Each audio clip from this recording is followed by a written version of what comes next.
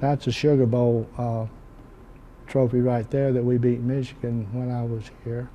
76-year-old Frank Orgel recalls his football coaching days at Auburn University. So it's just part of me. It's hard to give up. Before he was a coach, he was a player. National championship trophy. But did the sport he loves so much put him in a wheelchair? That's what some of the doctors say. And it only really takes one lick in the right spot for it to trigger the ALS. 3 years ago, Orgel was diagnosed with ALS, or Lou Gehrig's disease.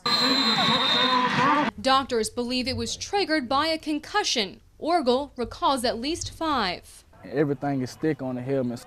Devontavious Campbell, a senior receiver at Monroe High School, says the helmets they use now make him less afraid of getting a concussion. Because I know it's rarely that I can catch a concussion with this helmet on, because it got more padding and stuff. A Virginia Tech Wake Forest biomedical engineering study rates football helmets' ability to reduce the risk of concussion.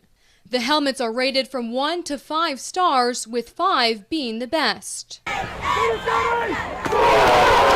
WALB News 10 investigation shows many of the schools in South Georgia use helmets that are at least 3 stars or above.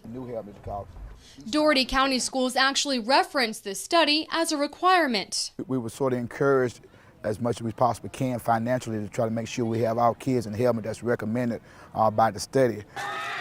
Wilcox County High School uses several helmets, including the Shut Air Advantage, which received just 2 stars. Most schools use a variety of helmets with air cushions to make sure players have the best fit. You can kind of get a custom fit by adjusting that air. Colquitt County High School uses 5 different helmets, which are all 3 stars or above. To have a different helmet that gives a true fit, because you know, it's a collision sport, it's dangerous, and the helmet is the vital protective piece.